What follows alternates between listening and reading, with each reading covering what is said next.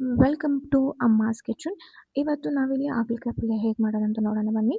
ಇಲ್ಲಿ ನಾನು 3 ಈರುಳ್ಳಿ, 4 ಟೊಮ್ಯಾಟೊ ಹಾಗೆ ಅರ್ಧ ಕೆಜಿ ಹಾಗಲಕಾಯಿ ತೊಗೊಂಡಿದ್ದೀನಿ. ಹಾಗಲಕಾಯಿನ ಮೇಲೆ ಸಿಪ್ಪೆ ತೆಗೆದು ಅದನ್ನು ಬೀಜ ತೆಗೆದು ಸಣ್ಣದಾಗಿ ಹಚ್ಚಿಟ್ಕೊಂಡಿದ್ದೀನಿ. ಹಾಗೆ ಈರುಳ್ಳಿ, ಟೊಮ್ಯಾಟೊನ ಕೂಡ ಹಚ್ಚಿಟ್ಕೊಂಡಿದ್ದೀನಿ. ಏನು ಹಚ್ಚಿಟ್ಕೊಂಡಿದ್ವಿ ಹಾಗಲಕಾಯಿನ ಅದನ್ನು ನೀರಲ್ಲಿ ಹಾಕಿ ತೊಳೆದಿಟ್ಕೊಂಡಿದ್ದೀನಿ. ಇವಾಗ ಅದನ್ನು ಹೇಗೆ ಬೇಯಿಸೋದಂತ ನೋಡೋಣ ಬನ್ನಿ. ಒಂದು ಕುಕ್ಕರಿಗೆ ಹಚ್ಚಿಟ್ಕೊಂಡಿರೋ ಹಾಗಲಕಾಯಿನ ಹಾಕ್ಕೊಂಡು 1 ಲೋಟ ನೀರು ಹಾಕ್ಕೊಳ್ಳಿ. ಹಾಗೆ ಸ್ವಲ್ಪ ಅರ್ಧ ಸ್ಪೂನಷ್ಟು ಅರಿಶಿನ ಹಾಕ್ಕೊಳ್ಳಿ. ರುಚಿಗೆ ತಕ್ಕಷ್ಟು ಉಪ್ಪು, ಅದು ಬೇಯಕ್ಕೆ ಎಷ್ಟು ಬೇಕು ಒಂದು ಸ್ಪೂನ್ ಹಾಕ್ಕೊಳ್ಳಿ. ಇಲ್ಲಿ 3ರಿಂದ 4 ಟೇಬಲ್ ಸ್ಪೂನ್ ನಾನು ಬೆಲ್ಲ ತೊಗೊತಾ ಇದ್ದೀನಿ. ಹಾಗೆ 1 ನಿಂಬೆಹಣ್ಣು ಅಷ್ಟು ಹುಣಸೆಹಣ್ಣು ತೊಗೊಂಡು ಅದನ್ನು ಬೇಯಿಸಿಟ್ಕೊಂಡಿದ್ದೀನಿ. ಒಗ್ಗರಣೆ ಹಾಕೋದು ಹೇಗೆ ಅಂತ ನೋಡೋಣ ಬನ್ನಿ. ಇಲ್ಲಿ ಒಗ್ಗರಣೆಗೆ ಬಾಣಲಿನ ಇಟ್ಟು ಎಣ್ಣೆ ಹಾಕಿ ಕಾಯಕ್ಕೆ ಬಿಡಿ. ಎಣ್ಣೆ ಕಾಯ್ದ್ಮೇಲೆ ನಿಮ್ಗೆ ಎಷ್ಟು ಬೇಕು ಅಷ್ಟು ಎಣ್ಣೆ ಹಾಕ್ಕೊಳ್ಳಿ. ತುಂಬ ಜಾಸ್ತಿನೂ ಇಲ್ಲ, ತುಂಬ ಕಮ್ಮಿನೂ ಇಲ್ಲ, ನಾರ್ಮಲಾಗಿ ಹಾಕ್ಕೊಳ್ಳಿ. ಹಾಗೆ ಸಾಸಿವೆ ಹಾಕಿ 2 ಕಡ್ಡಿ ಆಗುವಷ್ಟು ಕರಿಬೇವನ್ನ ಹಾಕಿ ಅದನ್ನು ರೋಸ್ಟ್ ಆದಮೇಲೆ ಸ್ವಲ್ಪ ಈರುಳ್ಳಿ ಏನು ಹಚ್ಚಿಟ್ಕೊಂಡಿದ್ದೀವಲ್ಲ ಅದನ್ನು ಈರುಳ್ಳಿ ಹಾಕಿ ಅದು ಗೋಲ್ಡನ್ ಆಗೋ ತನಕ, ಅಂದರೆ ಗೋಲ್ಡನ್ ಬ್ರೌನ್ ಎಲ್ಲ ಸ್ವಲ್ಪ ಹಸಿ ವಾಸನೆ ಹೋಗೋ ತನಕ ಅದನ್ನು ಚೆನ್ನಾಗಿ ಹುರ್ಕೊಳ್ಳಿ. ಯಾಕಂತಂದರೆ ಹಸಿ ವಾಸನೆ ಬಂದರೆ ಚೆನ್ನಾಗಿರಲ್ಲ.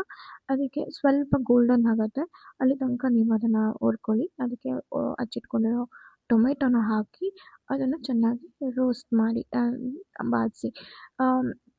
ಇಲ್ಲಿ ಟೊಮೆಟೊನ ಚೆನ್ನಾಗಿ ಬೇಯಿಸ್ಕೊಂಡ್ರೆ ತುಂಬ ಒಳ್ಳೆಯದು. ಇಲ್ಲಿ ಅರ್ಧ ಸ್ಪೂನ್ ಅರಿಶಿನ ಹಾಕ್ತಾಯಿದ್ದೀನಿ. ನಾವು ಬೇಯೋಕ್ಕೆ ಉಪ್ಪು ಹಾಕಿದ್ವಿ, ಇಲ್ಲಿ ನಾವು 1 ಸ್ಪೂನ್ ಉಪ್ಪು ಹಾಕ್ತಾಯಿದ್ದೀವಿ ಒಗ್ಗರಣೆಗೆ. ನಿಮಗೆ ಅಲ್ಲಿ ಉಪ್ಪು ಜಾಸ್ತಿ ಹಾಕಿದರೆ ಇಲ್ಲಿ ಉಪ್ಪು ಕಮ್ಮಿ ಹಾಕಿ. ಹೇಗೆ ಅಂದರೆ ಅಲ್ಲಿ ಆಲ್ರೆಡಿ ಹಾಕಿರೋದ್ರಿಂದ 1 ಸ್ಪೂನ್ ಇಲ್ಲಿ ಒಗ್ಗರಣೆಗೆ ಹಾಕ್ತಾಯಿದ್ದೀವಿ. ನಿಮ್ಗೆ ರುಚಿಗೆ ತಕ್ಕಷ್ಟು ಉಪ್ಪನ್ನ ಹಾಕ್ಕೊಂಡು ಅದನ್ನು ಚೆನ್ನಾಗಿ ರೋಸ್ಟ್ ಮಾಡ್ಕೊಳ್ಳಿ. ಯಾಕಂದರೆ ಟೊಮೆಟೊ ಇಲ್ಲಿ ನಾವು ಚೆನ್ನಾಗಿ ಬೇಯಿಸ್ಕೋಬೇಕು, ಆವಾಗ ರುಚಿ ತುಂಬ ಚೆನ್ನಾಗಿರುತ್ತೆ.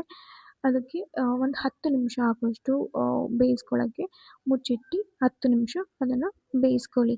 10 ನಿಮಿಷ ಆದಮೇಲೆ ಅದನ್ನು ತೆಗೆದು ಕ್ಲೀನಾಗಿ ಮತ್ತೆ ಅದನ್ನು ಬೆಂದಿದೆಯಾ ಅಂತ ಚೆನ್ನಾಗಿ ಚೆಕ್ ಮಾಡಿ ರೋಸ್ಟ್ ಮಾಡಿ ಹಾಗೆ ಬಾಡಿಸ್ಕೊಳ್ಳಿ. ಯಾಕಂದರೆ ಕೆಲವೊಬ್ಬರು ಟೊಮೆಟೊ ಹಾಗೆ ಇದ್ದರೆ ತಿನ್ನಲ್ಲ, ತೆಗೆದು ಪಕ್ಕಕ್ಕೆ ಇಟ್ಬಿಡ್ತಾರೆ. ಅದಕ್ಕೋಸ್ಕರ ಚೆನ್ನಾಗಿ ಬೇಯೋದ್ರಿಂದ ಟೊಮೆಟೊ ಸಿಗಲ್ಲ ಎತ್ತಿಡೋದಕ್ಕೆ, ಹಾಗೆ ತಿನ್ಕೊತಾರೆ. ಕೆಲವರು ಟೊಮೆಟೊನ ಜಾಸ್ತಿ ತಿನ್ನಲ್ಲ, ಅದಕ್ಕೆ ಚೆನ್ನಾಗಿ ಬೇಯಿಸ್ಕೊಂಡ್ರೆ ತಿನ್ಕೊತಾರೆ. ಇಲ್ಲಿ ನಾವು ಸಾಂಬಾರು ಪುಡಿ ತೊಗೊತಾ ಇದ್ದೀವಿ. 2ರಿಂದ 3 ಸ್ಪೂನ್ ಆಗೋಷ್ಟು ಸಾಂಬಾರು ಪುಡಿ. ನಿಮ್ಮದು ಖಾರದ ಪುಡಿ ಏನಾದರೂ ಜಾಸ್ತಿ ಖಾರ ಇದ್ದರೆ 2 ಸ್ಪೂನ್ ಹಾಕ್ಕೊಳ್ಳಿ. ಇಲ್ಲ ಅಂದರೆ ಒಂದು 3 ಸ್ಪೂನ್ ಹಾಕ್ಕೊಳ್ಳಿ. ಇಲ್ಲಿ ನಾವು ಒಂದು 2ರಿಂದ 3 ಸ್ಪೂನ್ ಆಗೋಷ್ಟು ಸಾಂಬಾರು ಪುಡಿಯನ್ನು ಹಾಕ್ಕೊತಾ ಇದ್ದೀವಿ. ಇದು ಮನೇಲೇ ಮಾಡಿರುವಂತಹ ಸಾಂಬಾರು ಪುಡಿ, ಅಂಗಡಿಯಲ್ಲಿ ತಂದಿರುವಂಥದ್ದಲ್ಲ. ನೀವು ಮನೇಲಿ ಮಾಡಿರೋದು, ಅಂಗಡಿಲಿರೋದು ನಿಮ್ಮ ಕನ್ವೀನಿಯೆಂಟ್ ಹೇಗಿರುತ್ತೋ ಹಾಗೆ ಹಾಕ್ಕೊಳ್ಳಿ. ಹಾಕೊಂಡಾದ್ಮೇಲೆ ಬೇಯಿಸಿಟ್ಕೊಂಡಿರೋ ಹಾಗಲಕಾಯಿನ ಹಾಕಿ ಚೆನ್ನಾಗಿ ಮಿಕ್ಸ್ ಮಾಡಿ.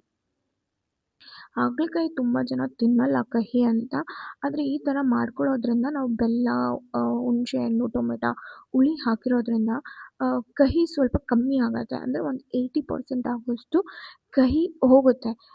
ಒಂದು 20% ಕಹಿ ಇರುತ್ತೆ.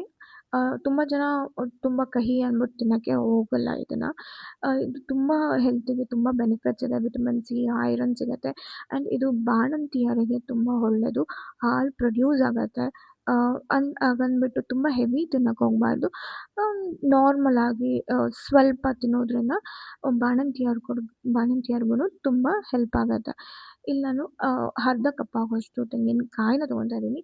ತೆಂಗಿನಕಾಯಿ ಜಾಸ್ತಿ ಹಾಕ್ಬೋದು, ಬಟ್ ಎಷ್ಟು ಅರ್ಧ ಕಪ್ ಸಾಕು. ಜಾಸ್ತಿ ತೆಂಗಿನಕಾಯಿ ಹಾಕಿದ್ರೆ ಕಾಯಿ ಸಿಕ್ಕಂಗೆ ಆಗಿಬಿಡತ್ತೆ. ಅದಕ್ಕೆ ಇಲ್ಲಿ ಅರ್ಧ ಕಪ್ ತೆಂಗಿನಕಾಯಿನ ಹಾಕಿ ಅದು ಚೆನ್ನಾಗಿ ಮಿಕ್ಸ್ ಮಾಡಿ ಅದನ್ನು ಕ್ಲೋಸ್ ಮಾಡಿ ಇಡಬೇಕು. ಇವಾಗ ಹಾಗಲಕಾಯಿ ಹಾಕಿರೋದ್ರಿಂದ ಒಂದು ಮಸಾಲೆ ಇಟ್ಕೊಳ್ಳೋದಕ್ಕೆ ಒಂದು 10 ನಿಮಿಷ ಬೇಯಕ್ಕೆ ಬಿಡಿ, ಕ್ಲೋಸ್ ಮಾಡಿ. 10 ನಿಮಿಷ ಬೆಂದ ಮೇಲೆ ಅದನ್ನು ಚೆನ್ನಾಗಿ ಮಿಕ್ಸ್ ಮಾಡಿ ಬೆಂದಿದೆಯಾ ಅಂತ ಚೆನ್ನಾಗಿ ಮಿಕ್ಸ್ ಮಾಡಿ ನೋಡಿ ಅದು ಬೆಂದಿದೆಯಾ ಅಲ್ವಾ ಅಂತ. ಅದೇ ಆಗಲೇ ಹೇಳ್ದಂಗೆ ಹಾಗಲಕಾಯಿ ತುಂಬಾ ಒಳ್ಳೆಯದು, ಮಕ್ಕಳು ಕೂಡ ತಿನ್ಬೋದು. ಬಾಡಿಗೆ ಹೀಟ್ ಆಗಿರುತ್ತೆ, ಬಟ್ ನೋಡಿಕೊಂಡು ಲಿಮಿಟಾಗಿ ತಿಂದರೆ ಎಲ್ಲ ಬಾಡಿಗೆ ತುಂಬ ಬೆನಿಫಿಟ್ಸ್ ಸಿಗುತ್ತೆ. ಹಾಗಲಕಾಯಿ ಈಗ ಈ ಥರ ತೋರಿಸಿರೋ ಥರ ಮಾಡೋದ್ರಿಂದ ಹಾಗಲಕಾಯಿ ಕಹಿ ತುಂಬಾ ಕಮ್ಮಿ ಆಗುತ್ತೆ. ಚಿಕ್ಕ ಮಕ್ಕಳು ಕೂಡ ತಿನ್ಬೋದು, ಅಷ್ಟು ಚೆನ್ನಾಗಿರುತ್ತೆ. ಬೆಲ್ಲ ಹಾಕಿರೋದ್ರಿಂದ ಕಹಿ ಕೂಡ ಕಮ್ಮಿ ಆಗುತ್ತೆ. ಟೇಸ್ಟ್ ಮಾತ್ರ ತುಂಬಾ ಚೆನ್ನಾಗಿರತ್ತೆ. ನೀವು ಮಾಡಿ ತಿಂದು ಆಮೇಲೆ ಕಮೆಂಟಲ್ಲಿ ಹೇಳಿ ಹೇಗಿತ್ತು ಅಂತ. ಅಷ್ಟು ರುಚಿಯಾಗಿರತ್ತೆ. ನನಗಂತೂ ತುಂಬಾ ಇಷ್ಟ ಹಾಗಲಕಾಯಿ ಪಲ್ಯ. ಅದರಲ್ಲೂ ಈ ರೀತಿ ಮಾಡೋದ್ರಿಂದ ಕಹಿನೇ ಗೊತ್ತಾಗಲ್ಲ ಜಾಸ್ತಿ. ತುಂಬ ಟೇಸ್ಟಿಯಾಗಿರತ್ತೆ. ಎಷ್ಟು ಟೇಸ್ಟಿ ಅಂತಂದರೆ ಕಹಿನೇ ಗೊತ್ತಾಗಲ್ಲ ನಿಮಗೆ ಅದರಲ್ಲಿ. ನೀವು ಒಂದ್ಸಲ ಮಾಡಿ ನೋಡಿ ಈ ಥರ ಹೇಗಿರತ್ತೆ ಅಂತ. ಈ ರೀತಿ ಮಾಡೋದ್ರಿಂದ ಮನೇಲಿ ಇರೋರು ಎಲ್ಲರೂ ತಿಂತಾರೆ. ರುಚಿಯಾಗಿರತ್ತೆ. ನಮ್ಮ ಮನೇಲಿ ಕೂಡ ಎಲ್ಲರೂ ತಿಂತಾರೆ. ನಿಮ್ಮ ಮನೇಲಿ ಕೂಡ ಎಲ್ಲರೂ ತಿಂತಾರೆ. ಯಾರು ತಿನ್ನಲ್ಲ ಅಂದ್ಕೊಂಡಿರ್ತಾರೆ ಅವರು ಕೂಡ ತಿಂತಾರೆ. ಇಲ್ಲಿ ಲಾಸ್ಟಲ್ಲಿ ನಾವು ಕೊತ್ತಂಬರಿ ಸೊಪ್ಪನ್ನ ಆ್ಯಡ್ ಮಾಡ್ತಾ ಇದ್ದೀವಿ. ಸ್ಟವ್ ಆಫ್ ಮಾಡಿ ಕೊತ್ತಂಬರಿ ಸೊಪ್ಪು ಆ್ಯಡ್ ಮಾಡಿ ಕ್ಲೋಸ್ ಮಾಡೋದ್ರಿಂದ ಟೇಸ್ಟ್ ತುಂಬಾ ರುಚಿಯಾಗಿರತ್ತೆ. ಅಷ್ಟು ಟೇಸ್ಟಿಯಾಗಿರತ್ತೆ. ಮಿಕ್ಸ್ ಮಾಡಿ ಸರ್ವ್ ಮಾಡಿ ಟೇಸ್ಟ್